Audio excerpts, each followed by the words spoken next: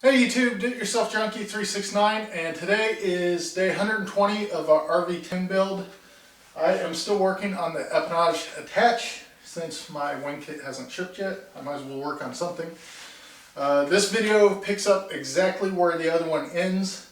I was just worried about how long the other one was going to run. So I'm about to take my shims that I made and stick them under this attachment point up here and get those drilled. And well, not those immediately, but drill back here, attach some hardware, and then I'll probably stop before I have to make sure that this is square, just because that step's going to be easier to do with another person, since I have to measure from tip all the way up to that front cleco up there and make sure those dimensions are the same so that I know my horizontal stabilizer is square before I drill those holes through the aft deck.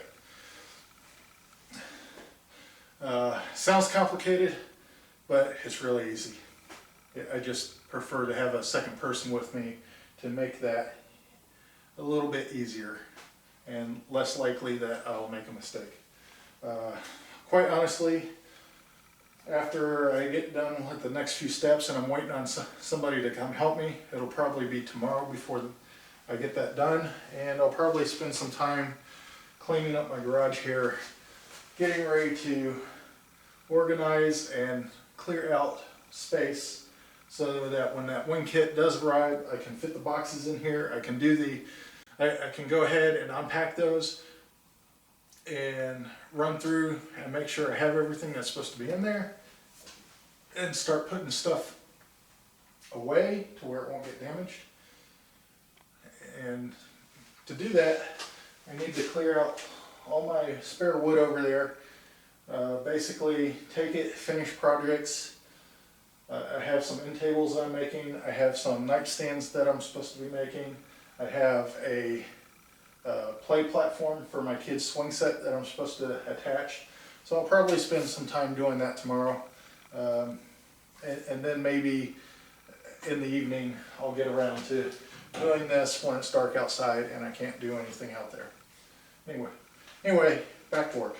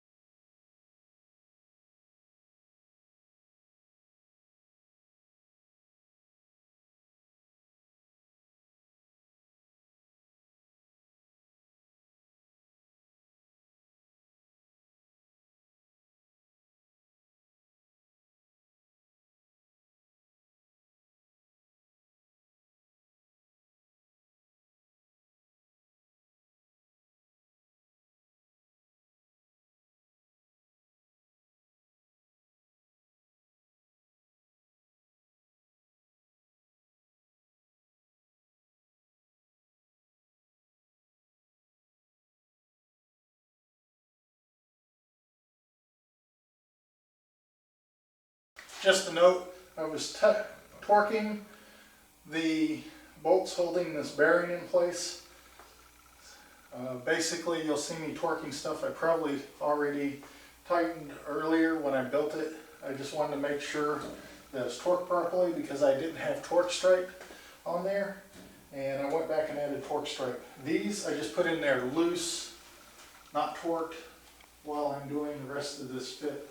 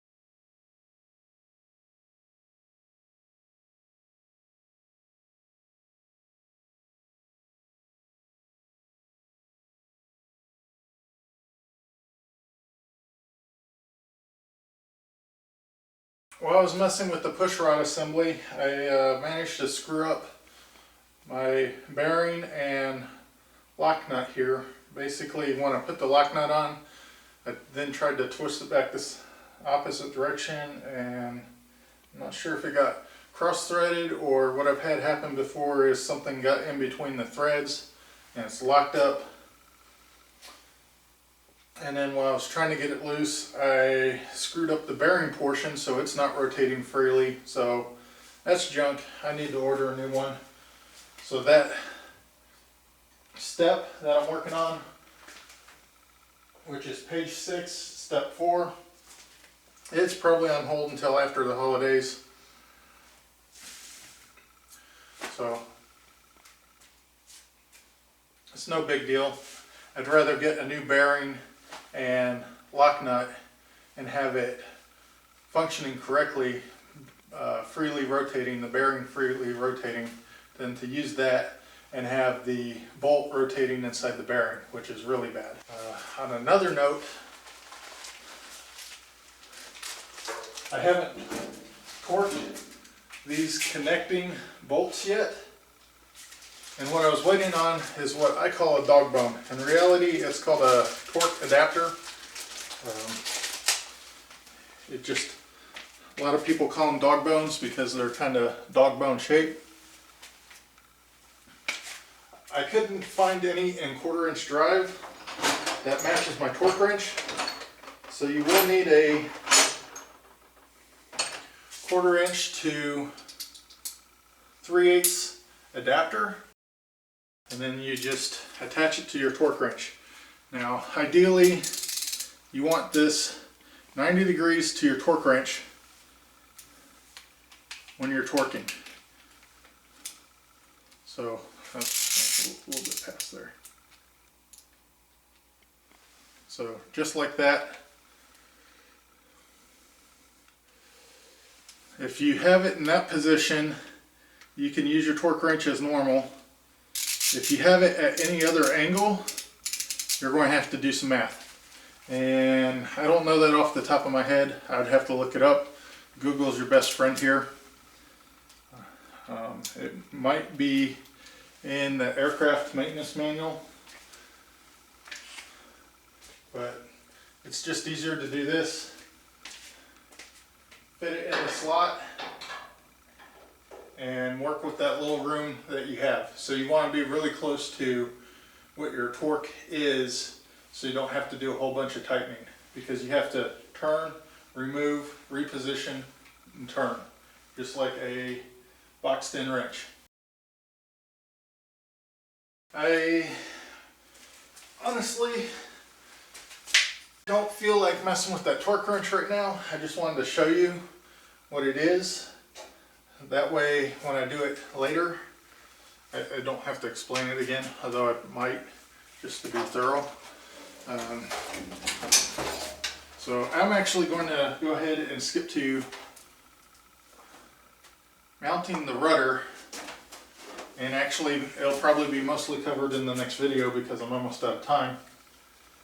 But that needs to be mounted, and your elevator's locked into trailing position to figure out if it has enough travel.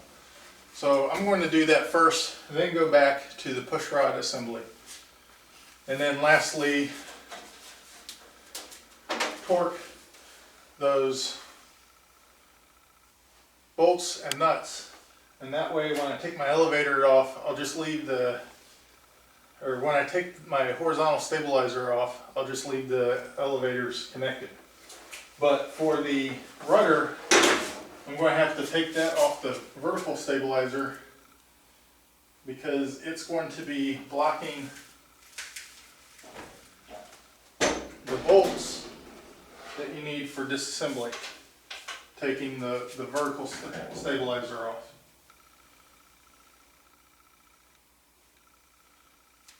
So it can't remain in one piece.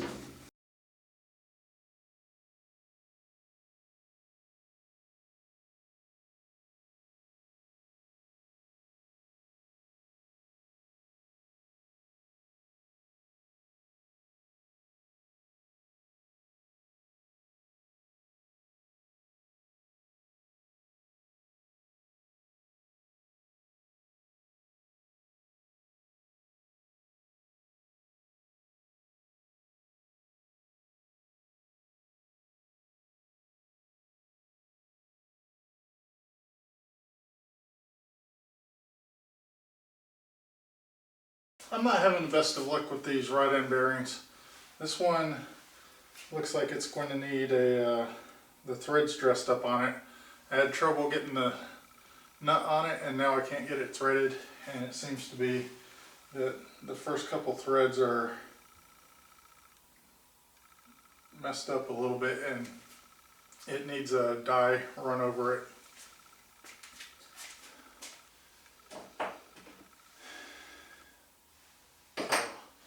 Not a very good way to end this video, but I'd rather take a break than get really frustrated and seriously screw something up. So I'm just going to come back and work on it tomorrow when I'm in a better state of mind, I guess, to deal with everything that's going wrong here. Anyway, as usual, hopefully you enjoyed the video. Made a ton of progress. I mean, it's starting to look like an airplane, just there's no front up there. And I'm really excited. I'm psyched. I wish my wing kit was here already. But since it's not, I'll have time to do the fiberglass tips, get everything rigged up, and then very carefully take it apart. My plan is to take the rudder off, take the vertical stabilizer off, lock the elevator as shown, as seen here, so it's not flopping around, and take that and the horizontal stabilizer off in one piece and store it up on the wall. And then that's after I do the fiberglass tips. I'm going to go ahead and do those, and then stand around and wait for my wings to show up. Still no word on when they're going to ship. I'm guessing sometime in January or later. That's a little bit frustrating. As far as hardware, basically I'm going to store all the hardware on the parts. So like the bolts that are holding in the horizontal stabilizer will just go back in the holes that they came out of, either on the tail cone or on the horizontal stabilizer themselves. I'm probably thinking on the tail cone, because then they'll be easier to spot and to move out of the way when I'm messing with the horizontal stabilizer and getting ready to install it a second time. Other than that, I'll probably go around and torque some stuff, like the counterbalance weights. I know I already torqued them, but I didn't put torque stripe on them, so I'm going to go back, make sure I torqued them, and then put torque stripe on them immediately afterwards. And then, other than that, I'm just going to work on other content while I wait for the wings to show up. I owe you guys a couple videos explaining how I went from flying commercial to flying private pilot to deciding whether to rent or own, and moving from just plain old ownership into the decision of the building. So I want to cover all those and give you some key factors that I considered when making that decision process. And maybe it'll help with your own decision making process. As usual, if you do decide to build, my builder's number is down in the bottom of the description. Please use that. Vans will send me $100 as a thank you. Also, there's a link to my builder's log. That's the most up-to-date record of where I'm at in my build. And feel free to steal that and use it as your own. Obviously, you'll fill out your own part of the log, but I have done a lot of layout work that I like to have, and I have a lot of statistics and stuff to look at. And I should do a video covering just that to give you guys overview of what all I did on that spreadsheet. And as usual, if you enjoyed the video, give it a thumbs up. That helps me out a lot as well. And think about subscribing. Thanks for watching.